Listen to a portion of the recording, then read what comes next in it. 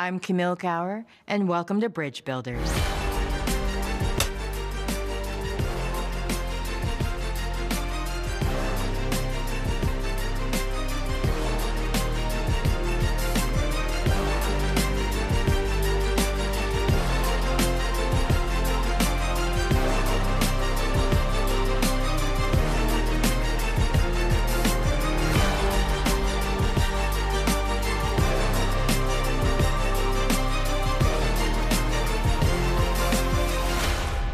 Bridge Builders is more than a term or phrase. It's the personification of mentors, community leaders, institutions, business people, ministers, and everyday people from all walks of life. A docuseries created with a passion for storytelling about people who've made significant impacts on society, changing the course of history, enriching lives throughout the decades. This episode will feature members of the Triad. We'll begin with Robert Brown, a major player in affairs of state on the world stage, corporate consulting, and the civil rights movement. Then a look back in history of the Quakers' pivotal role in the Underground Railroad, risking their lives, assisting slaves on their path to freedom. Told by Dr. Max Carter and Dr. Adrian Israel. We'll also feature Shirley Fry and Judge Henry Fry, a dynamic couple who have been pillars of the community for decades, influencing and shaping lives, inspiring many. Then Bishop Sir Walter Mack Jr., who's not only a minister, but also a well-respected community leader and force of nature, dismantling racial injustices. These bridge builders not only shattered the glass ceiling, they kicked it in. We'll be right back with their amazing stories after these messages. Our kids, no matter who they are, what color they are, and what religion they belong to, they need to know where they come from and who those people were who paved the way for them. Everybody has a place in America. And we need to know that and respect that, because this is the greatest country on earth. And we need to make sure that our young people know that and know what their history is, know how we got to where we are. Fox 8's celebration of Black History Month, sponsored by High Point University. High Point University is the premier life skills university where student transformation is focused on personal initiative and extraordinary career outcomes. High Point University gives you 1,000,001 amazing opportunities. What life skills truly means is being able to go the level above. You learn from the textbooks and understanding the knowledge, yes, but then you have to take it and apply it. That practicality just made sense to me. The opportunities available here are unlike at any other school. Choose to be extraordinary at High Point University. These were dangerous times for black men and women in South Africa. In the Deep South, it is a dog whistle for Confederacy keeping things the way they were. Leaders of the white minority marginalized, terrorized the black majority with murders, beatings, bombings, and torture. This story of the Underground Railroad, the fact that there was a massive interracial civil disobedience movement, all of this is important. The racists in the apartheid government were well aware of my friendship with their high-profile prisoner, resistance leader Nelson Mandela. Today, we face major issues that challenge our own morals, that challenge our own ability to find the courage. My suggestion to you is to do what you think is right.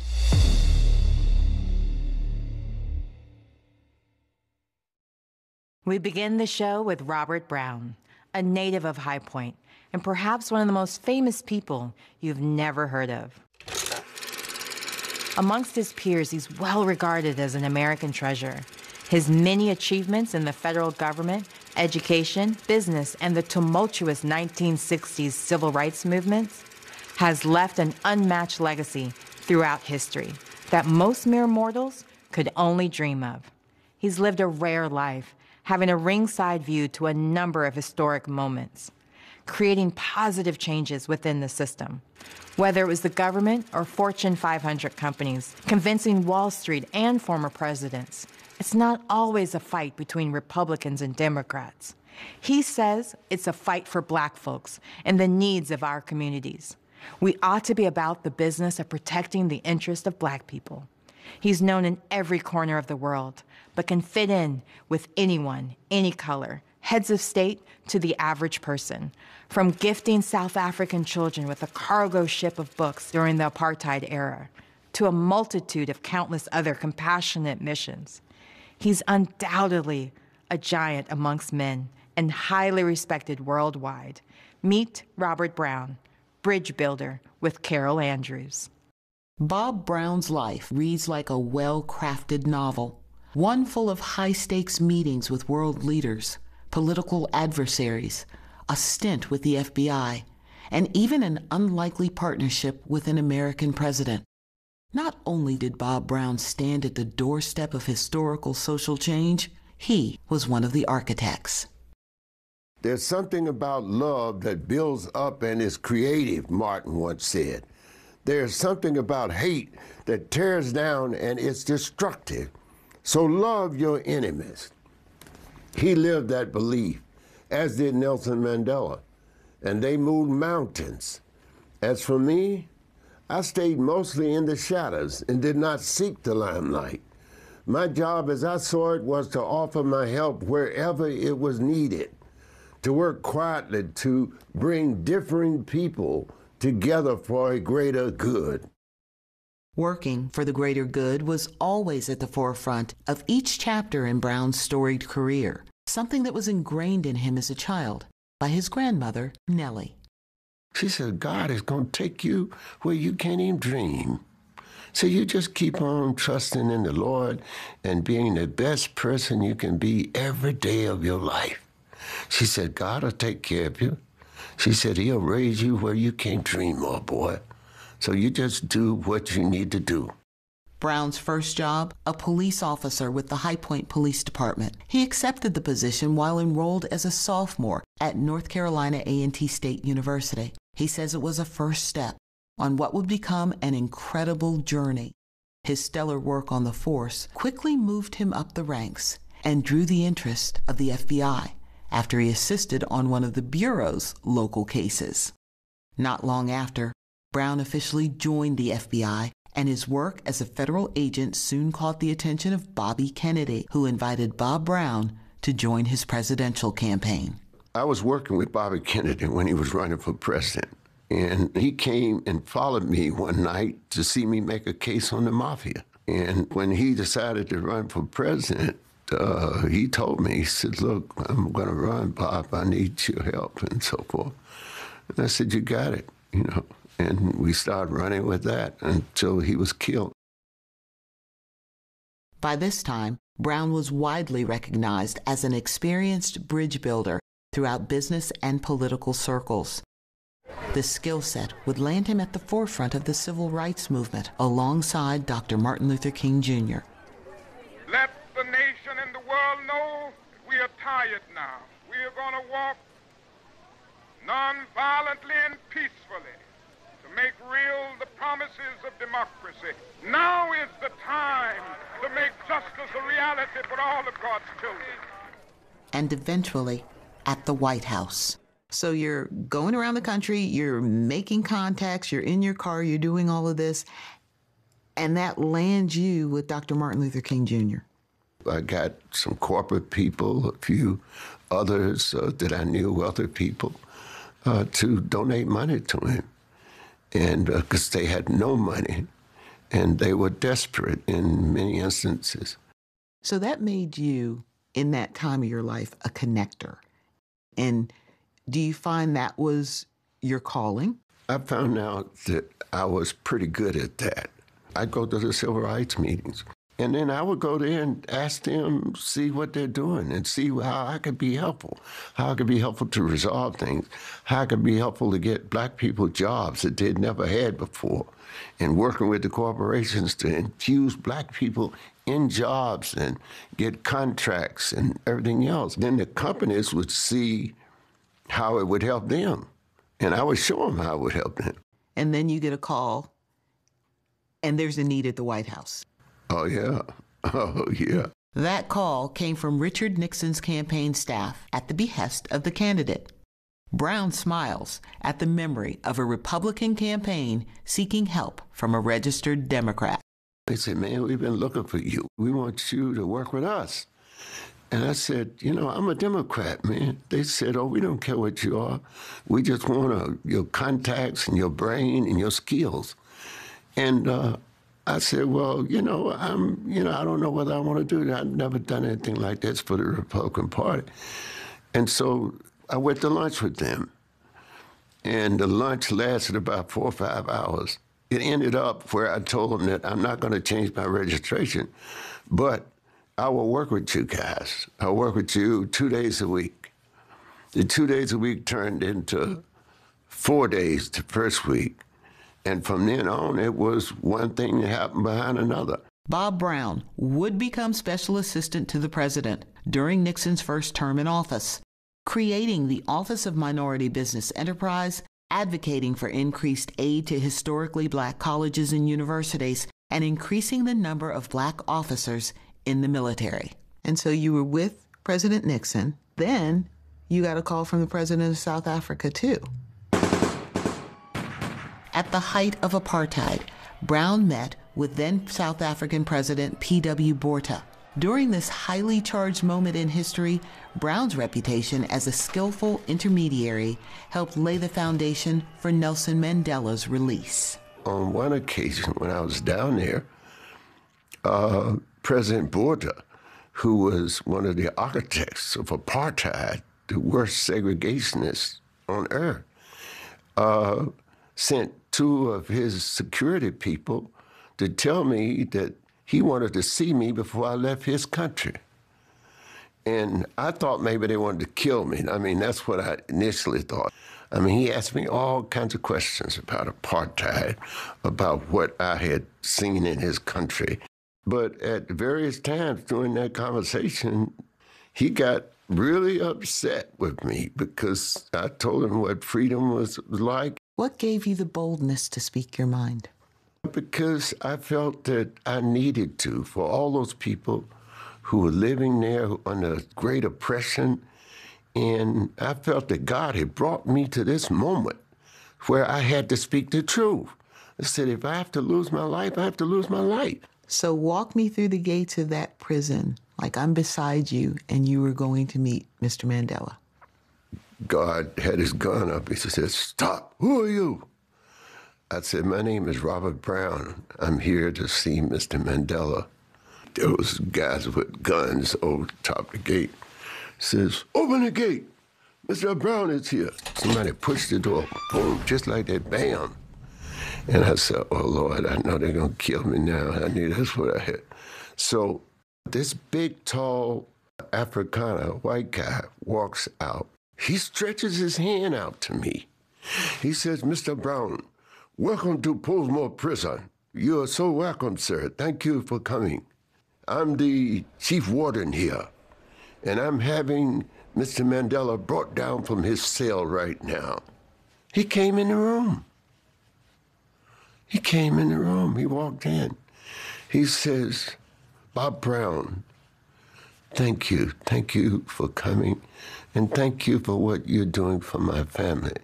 See, I had brought his daughter, Zanani, who's now ambassador to South Korea, and her husband, Prince Muzi, who was the son of the king of Swaziland, and their 3 children, all here to go to school. He was expressing how grateful he was to me, not only for bringing his children. He had heard some kind of way that I'd changed things in South Africa. When you hear the word bridge builder, looking at the scope of your life, what does that mean to you? If you're building a bridge, you're trying to help somebody. That's what we're supposed to be about. That's what the world is supposed to be about. Though the storied life of Bob Brown is still being written, it's safe to say that this bridge builder is ready for the next chapter. There was an old song they used to sing in the church when we go to church. I want to be ready. I want to be ready. I want to be ready when the Lord calls me home. And that's what I want to do. I want to be ready. When I think of Black History Month and the pioneers that have come before me, I ask myself 2 very important questions. What can I do and what will I do? I can have limitless possibilities, and I will be a beacon of light for others to follow. Fox 8 proudly celebrates Black History Month. Sponsored by the North Carolina Education Lottery. College is very expensive. When I found out I had the North Carolina Education Lottery Scholarship, I was overjoyed. I knew that this scholarship would help me to continue my dream of my education. The better we can provide education for our future generations, the better the future will be. We are so blessed to have this new school. The funds that we received from the North Carolina Education Lottery were a huge part of that. A college education means pretty much everything to me. You know, I can do this. Early in the morning, every minute counts. That's why we give you a forecast every 8 minutes. Why wait? Get your weather every 8 minutes. Weekday mornings from 5 to 7 a.m. only on the Fox 8 Morning News. Start local, stay local. Fox 8 proudly celebrates Black History Month. Join us Monday at 7:30 as we honor the achievements and legacies of African Americans in the Triad. Honoring Black History, Monday at 7:30 on Fox 8. On our way, side by side, every day. We'll go far as long as we got each other to discover this world we're making now together. So let's start today.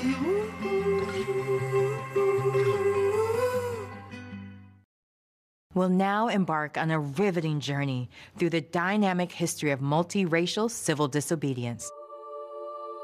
The Society of Friends was founded in England by George Fox and others in the early 1600s. In 1650, according to Fox, Justice Bennet of Derby called them Quakers because, quote, "we bid them tremble at the word of God." They referred to themselves as children of the light and friends of the truth. Their faith was considered so fanatical in England that they were tormented for it. Their search for religious freedom led them to the Americas in the mid-1650s, settling in Pennsylvania and other eastern states. The Quakers' crusade to abolish slavery began in the late 1600s. Many people think that any house owned by a Quaker was a stop on the Underground Railroad. William Wells Brown, a self-liberated slave who later worked for the Underground Railroad and became a novelist, once wrote, "No fugitive was ever betrayed by a Quaker." Carol Andrews talks with Underground Railroad scholars Dr. Max Carter and Dr. Adrian Israel, retired Guilford College professors who will explain the crucial role of the Society of Friends. The Underground Railroad, formed to help slaves from the South escape to freedom, consisted of dozens of safe houses along covert routes extending all the way to the Canadian and Mexican borders. Volunteer conductors, with little regard for their own lives, broke laws to guide runaways to safety. The success of the railroad depended on cooperation and trust between both black and white abolitionists. Some were runaway slaves who came back to rescue those left behind. Others were free blacks who risked being enslaved. A third part of this organized movement, Quakers, whites who stood to lose just as much as a matter of faith and justice. Dr. Max Carter, welcome to Bridge Builders. We are talking building bridges about a subject people don't normally talk about, and that is the Underground Railroad, the participation of not just one group of people, but a lot of people. And you have been studying the Quaker Connection. I have, right. In part because I am a Quaker, and my great-great-grandparents were conductors on the Underground Railroad up in Indiana. And I grew up in an area in Indiana that was one of the main stations, the routes that went through Indiana to Canada. Dr. Israel, what a bridge you're building. You're looking at times that we don't even talk about much anymore, and that's the time of slavery. Tell me about your mission. I'm trying to recreate the Underground Railroad as a historical event, or let's say a development, and to bring in as much as possible the various elements, all the people groups of people who were involved and to really examine how they work together, the networks, especially the free African Americans or free black people, as they were called at that time, who were part of the Underground Railroad in the Piedmont. And when I came here to work at Guilford College, where it's the center of Quakerism in this part of the country, there were many stories around all the time about Levi Coffin and the Quakers. Levi Coffin got his start as an abolitionist at age 7, bringing food to fugitives hiding out on his family's North Carolina farm. He grew up to be a successful merchant, and as a station master, helped more than 3,300 slaves reach free states. When you think of that time and what people were doing, there was a whole different sense of humanity. For Quakers, it came from a theological belief that there's that light of God in everyone. It's the root of our radical understanding of equality, that everyone's radically equal because there's that light of God in everyone. We take John's gospel pretty seriously. In 1850, Congress passed the Fugitive Slave Act, which made the hunting down of escaped slaves, even in free states, legal. Freelance bounty hunters were employed, and abuses like the abduction of freeborn blacks was common. At the very least, any person aiding a runaway slave with food or shelter was liable to 6 months in jail, seizure of property, and a $500 penalty. The Underground Railroad was created to circumvent that law. This was a massive interracial civil disobedience movement that doesn't get the credit it ought to, because we think more about the civil rights period of the 1950s, the bus boycott in Montgomery, the sit-ins right here in Greensboro at the Woolworths. But 150 years before that, there was this massive interracial civil disobedience movement of blacks and whites, various denominations and non-denominations working together in this unlawful activity. They did have connections so that the networks were informal. They had to be.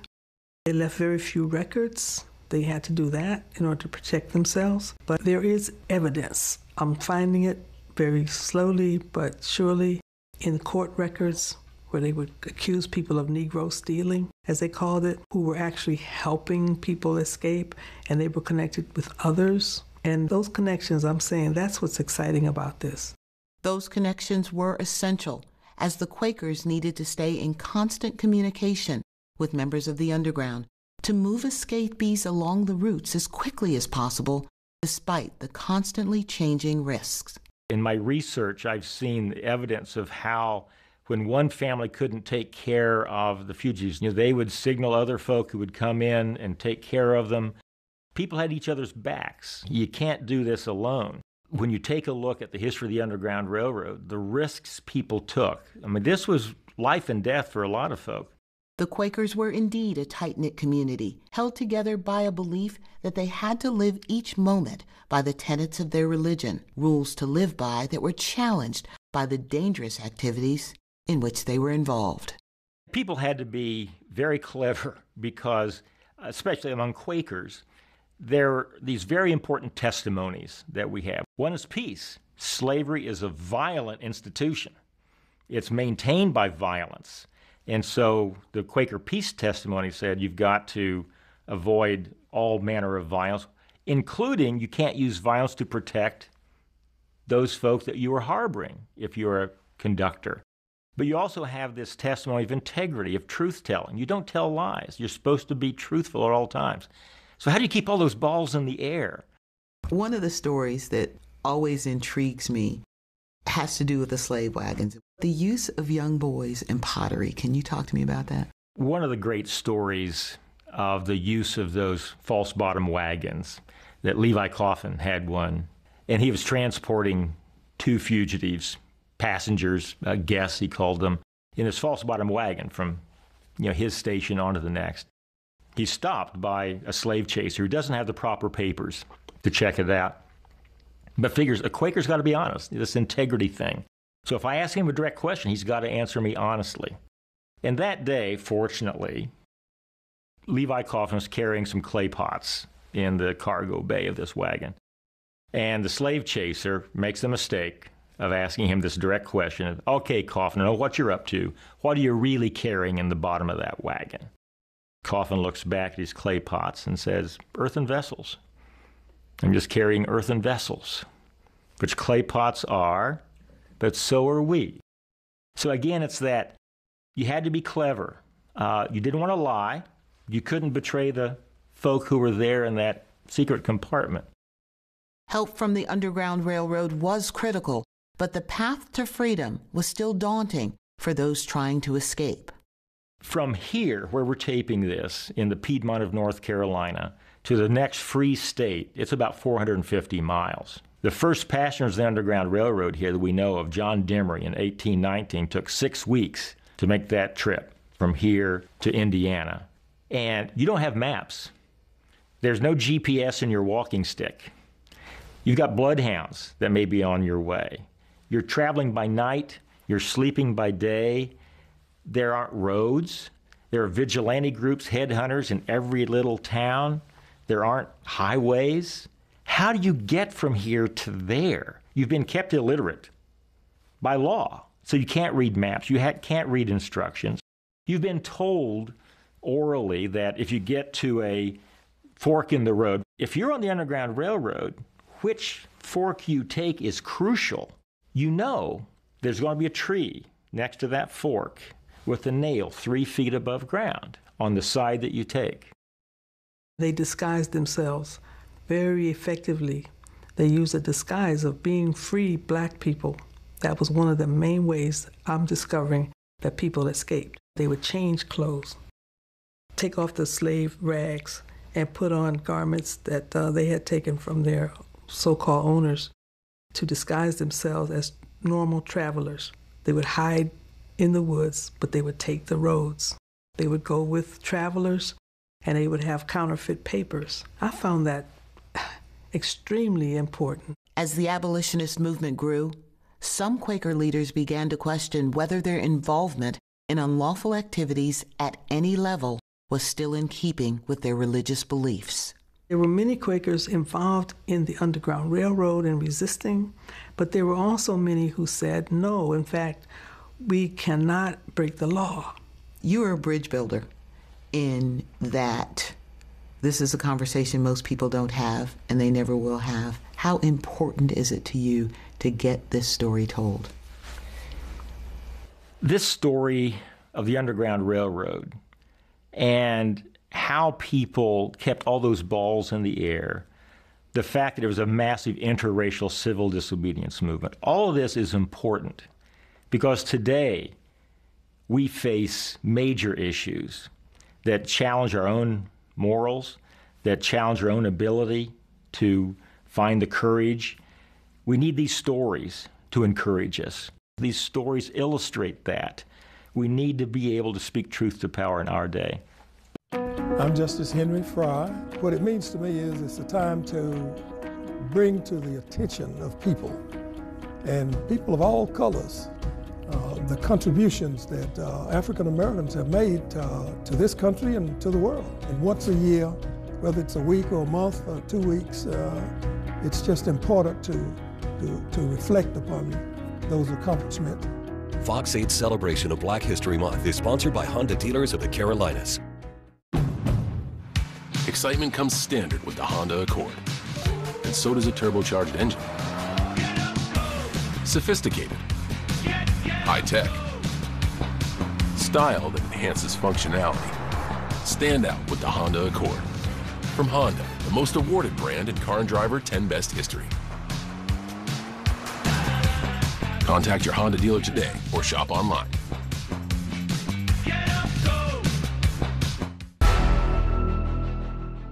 These were dangerous times for black men and women in South Africa. In the Deep South, it is a dog whistle for Confederacy keeping things the way they were.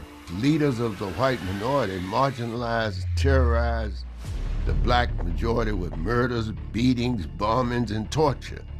This story of the Underground Railroad, the fact that there was a massive interracial civil disobedience movement, all of this is important. The racists in the apartheid government were well aware of my friendship with their high-profile prisoner. Resistance leader Nelson Mandela. Today, we face major issues that challenge our own morals, that challenge our own ability to find the courage. My suggestion to you is to do what you think is right.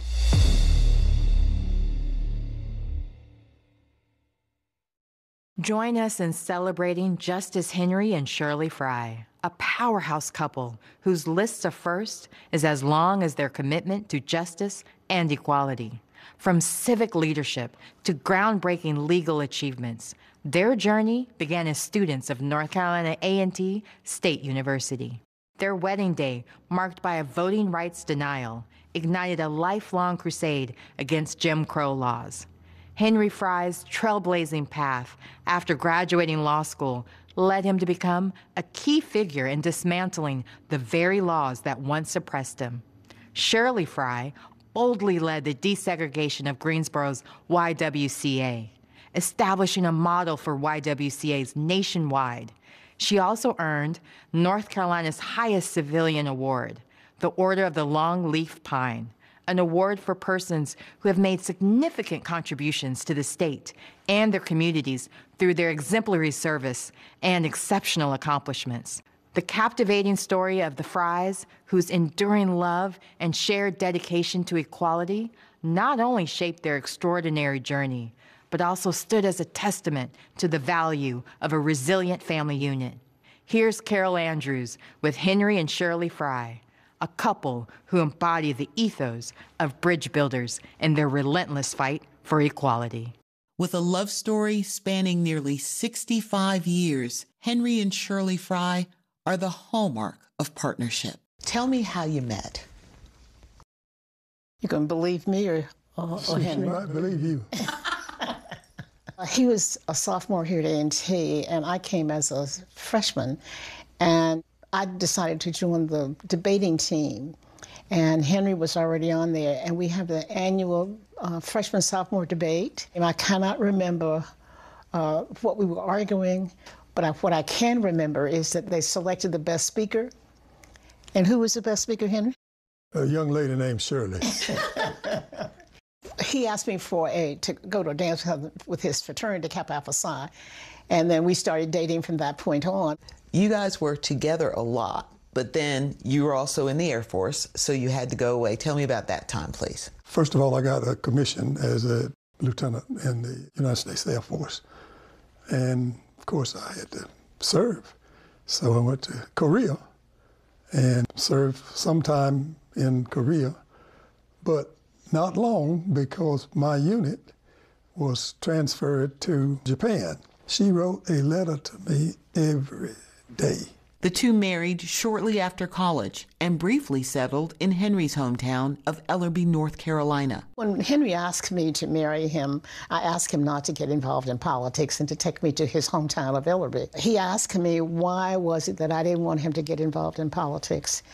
And my answer was that I didn't know whether I could take the criticism that comes with politics.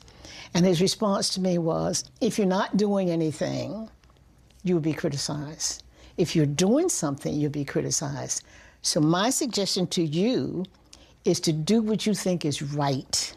And we made a pact that we would always discuss things with each other before we did that, and that's what we did. That pact had more than just talking to each other. It was time that you were going to spend with each other. Whatever we did on the weekend, it would be with family, with each other. And no matter what. And I broke the pact. I was elected to the National Board of the YWCA. The meetings were in New York. And I would have to leave Greensboro on Thursday and come back on Sunday. And here we were. And I told him that I couldn't sleep when I was in New York, and that in order for me to do a good job as a board member, I'd love for him to come and join me, because if he was also practicing law, and if he could join me. And so he said, well, you know, I think about it. And so he did. Despite their decision for Henry not to get involved in politics, an unexpected turn of events put them not only inside politics, but on the front line. I really had no intention in the beginning of getting into politics. Frye had been denied his voter registration on his wedding day. He failed a so-called literacy test that history would show as a Jim Crow-era suppression tactic designed to keep blacks away from the polls. That incident and the encouragement of others served as the catalyst of Frye's legislative career. We had 2 or 3 blacks to run for the legislature, and they lost. So we had no African American at that time, hadn't had it for a long time in the legislature. So I decided, after several friends asked me to run, and I ran for the legislature. And guess what? I lost the first time. So without going into all the detail, 2 years later, I ran and won. That moment in time would mark the beginning of many major achievements for Henry Frye. His election to the North Carolina General Assembly in 1968 made him the first African American to hold a seat since the 1800s, the first in the 20th century. It was quite different going to the legislature because in addition to that, I was already doing a lot of other things, including trying to open a bank. In 1983, after more than a decade in the state legislature, Frye accomplished another first, the first African American sworn in as a North Carolina Supreme Court justice. Yet it would be another 16 years before the history books would document his biggest career achievement ever. I, Henry E. Frye, do solemnly and sincerely swear. Do solemnly and sincerely swear. That I will support the Constitution of the United States. That I will support the Constitution of the United States. That I will be faithful and bear true allegiance to the state of North Carolina. That I will be faithful and bear true allegiance to the state of North Carolina. So help me God. Congratulations, Mr. Chief Justice. With Shirley by his side, Henry Frye took his oath as Chief Justice of the North Carolina Supreme Court in 1999, making him the first African American in North Carolina state history to ever hold that position. Most of you know that I grew up on a farm near Ellaby in Richmond County. A farmer told me that when you see a turtle sitting atop a fence post, you know that he didn't get there by himself. I know that I didn't get here by myself. I had a lot of help along the way. Mother and father, who without a high school education worked hard to provide a decent life for their children. They taught us not to give up when the going is tough. Some excellent teachers who believed in me and told me that I could be whatever I wanted to be. Always teaching, always sharing, but you were the first, and that means a lot to a lot of people. So when you talk about it, how do you describe being the first? One of the things that I tried to do while I was there was trying to get people generally, and especially African Americans and other minorities and so forth, to believe that they could make a difference and that they could improve themselves, but they could also go to higher offices and things of that nature, that it was open to everybody, but you have to work for it. I spent a lot of time meeting with small groups of people to talk about what needs to be done and how to get it done. I hope that made a positive difference. Both of you have paved the way for so many. Talk about what it means to be a bridge builder. I think that God placed me on this earth to serve and not to be served. And we've been blessed many, many times. So I want other people to be just as happy and at peace as I have been. And so whenever I see an opportunity to do something, I just do it. And I think about a bridge builder, and I start thinking about Henry, because in his hometown, there is a bridge named for Henry. And I say, he's been a bridge builder, and if you look at it, it's been crossing over to something else. If people were to describe the Fryes, How would you want them to describe the two of you? I wanted to say they did the best they could do to make the best of whatever came before them. I feel that whatever ability you have that will help people, you should use it. And use it well, use it wisely, but use it with significance. Black History Month holds a profound significance for me.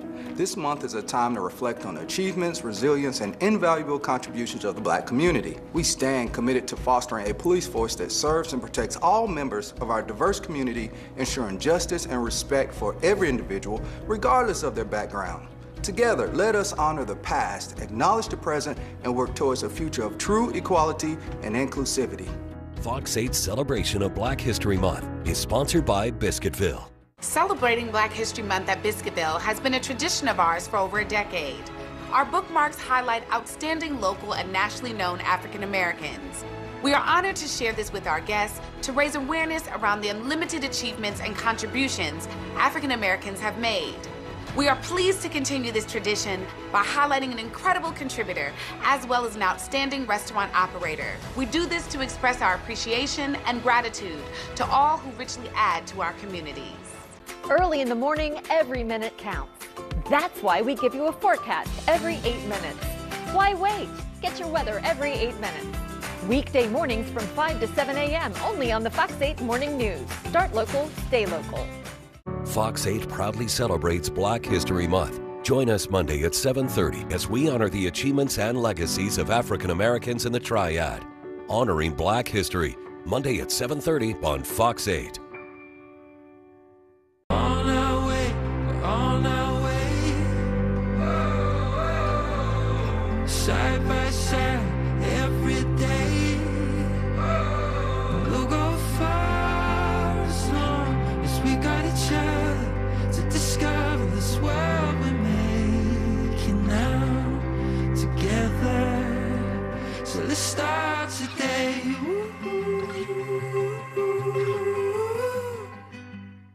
Our next bridge builder is Bishop Sir Walter Lee Mack Jr., dynamic, charismatic, spiritual lightning rod, civic mover and shaker, author of 4 books, recipient of numerous awards and honors. Just a hint of what you're in store for. Bishop Mack is a committed pastor and teacher whose vision and love of God and people is expansive enough to reach the nations and microscopic enough to touch individuals on a personal level. He serves as pastor and teacher of Union Baptist Church in Winston-Salem. Educated at Elon University and Harvard, he was a guest lecturer and roundtable participant at Oxford University and Oxford, England. He's called upon by churches and organizations to develop strategies and formulate ministries worldwide. Additionally, he analyzes corporate culture and imparts guidance and spirituality in the workplace, and consultation in cultural awareness and diversity. His insight and skills have been used in dozens of Fortune 500 companies. And as you'll discover, his activism as a highly respected civic leader has changed the course of history in Winston-Salem. Now, bridge builder, Bishop Sir Walter Lee Mack Jr. with Valanda Calloway. From the outside, Union Baptist in Winston-Salem looks like any other megachurch in the country. But take a look and a listen to the spirit of the people on the inside, and it's easy to understand why this church is anything but ordinary.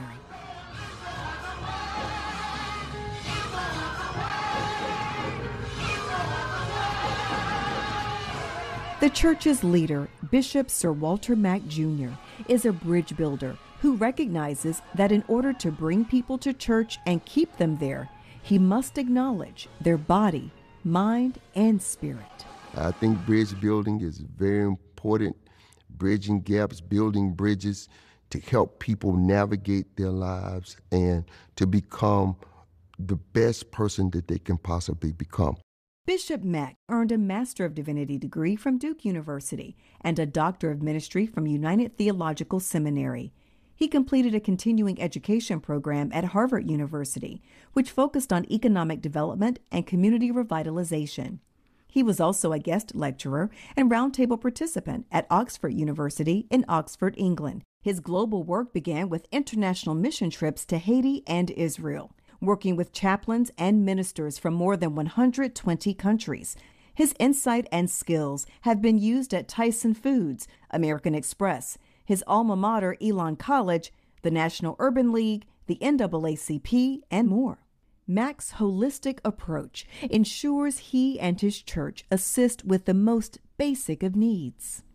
I wanted to talk a little bit about all the amazing things you do here in the church to serve the people. And part of that is making sure they're clothed and fed and fulfilled as humans.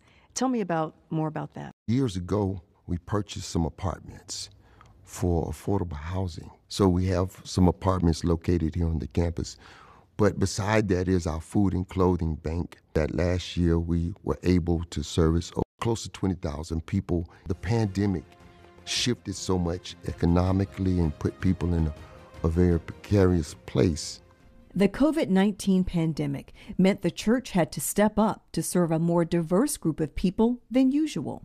For the first time after the pandemic, I went down and I saw BMWs, I saw Mercedes-Benz in line for assistance. We wanted to make sure that we would rise up and meet that need. Bishop Mack especially wants to make a difference when it comes to young people and education. A crisis that we're having is that we have children who can't read. From grades 1 to 3, you learn to read. From grades 4 to 12, you read to learn. And so now you have children that can't literally read by the 3rd grade, which becomes a pipe system to our prisons. So many people cherish Sunday school and reading about, well, in the future, there will probably be no Sunday school if we can't get our children to read. This realization led Bishop Mack to start the Rise Up and Read initiative. Many community leaders, fraternities, sororities, business owners, churches, pastors came together to address this issue when they signed on to our campaign. It has been tremendous as a result of this community impact. Sandy Brown is a Union Baptist member who knows firsthand why it is critical for young people to have adults in their lives who believe in them and who step in to bridge the gaps. My father was a stern disciplinarian. He was an educator. Usually whatever I did didn't really measure up good enough for his standards. So that influenced me heavily and, of course, trickled over into other areas where I just didn't feel that I was good enough. Sandy wanted to feel like she was good enough and like she belonged. That led her to abuse alcohol and to later fall into crack cocaine addiction. I remember it clearly at a house party.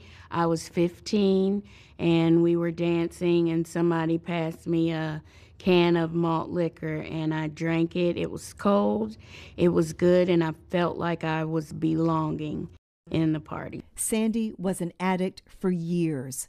She abandoned her daughter and she used drugs while pregnant with her son. That was her rock bottom. It took decades, but Sandy got the treatment she needed and has been clean for 17 years. Now she is able to help other people just like her through a program Bishop Mack established called Corner to Corner. When he had a Corner to Corner conference and asked me to be a part of it, I spoke to a group of women because I had already come through treatment and was clean maybe 2 or 3 years. So doing that, I felt such a surge of energy connecting with women who were just 1 degree away removed from where I had been. Christ has to be in culture. The Corner to Corner conference came out of an experience on a Sunday morning.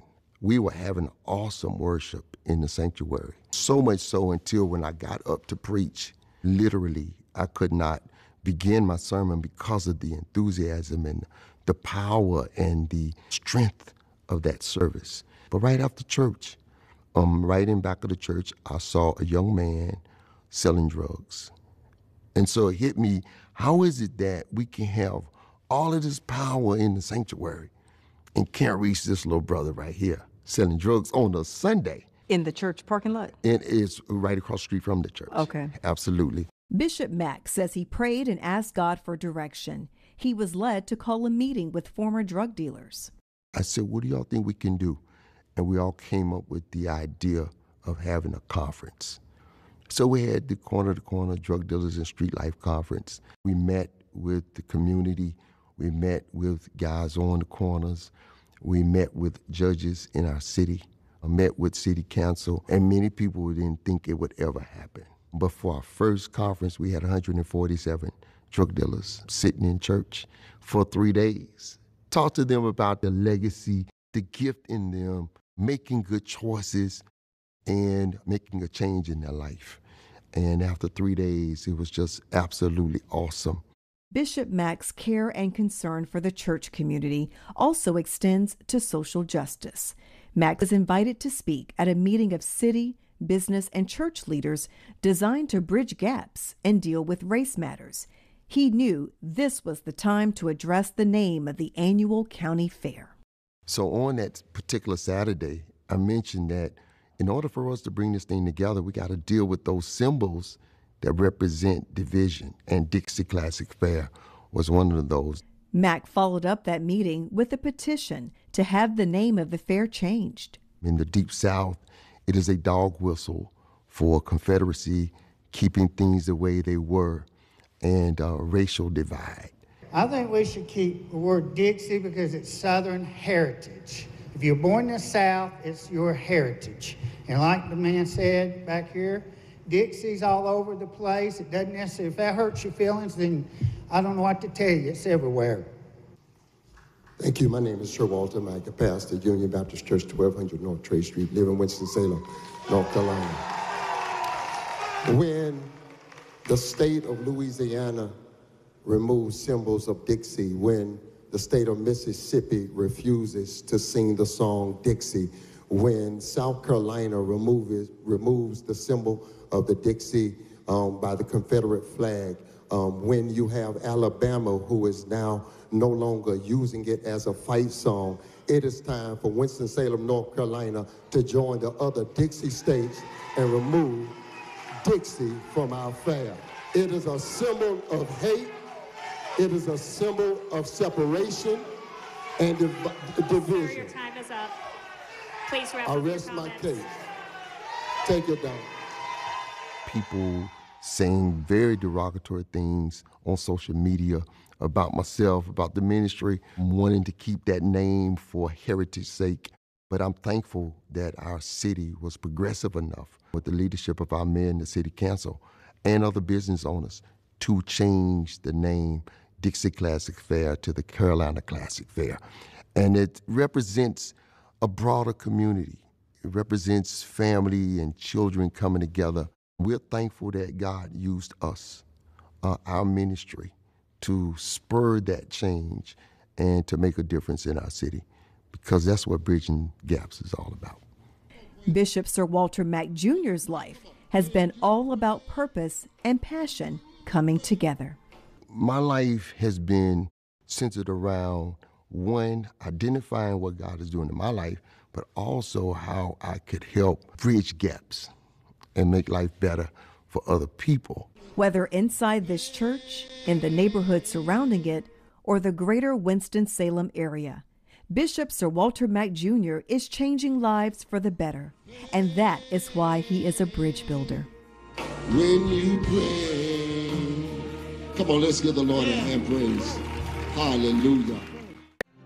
The world's brightest are Fulbrights, Goldwaters, McNairs, and Spartans. Prestigious doesn't have to be expensive. UNCG, find your way here. A Black History Month is really an educational month, both to remind ourselves of the historical importance of Greensboro, but also to educate the broader community about our history in a more robust way. Black History Month also affords us a specific opportunity to reimagine our future and ask ourselves what kind of country do we want to live in. Fox 8 Celebration of Black History Month is sponsored by UNCG. The world's brightest are Fulbrights, Goldwaters, McNairs, and Spartans. Prestigious doesn't have to be expensive. UNCG, find your way here. These were dangerous times for black men and women in South Africa. In the Deep South, it is a dog whistle for Confederacy keeping things the way they were. Leaders of the white minority marginalized, terrorized the black majority with murders, beatings, bombings, and torture. This story of the Underground Railroad, the fact that there was a massive interracial civil disobedience movement, all of this is important. The racists in the apartheid government were well aware of my friendship with their high-profile prisoner, resistance leader Nelson Mandela. Today, we face major issues that challenge our own morals, that challenge our own ability to find the courage. My suggestion to you is to do what you think is right.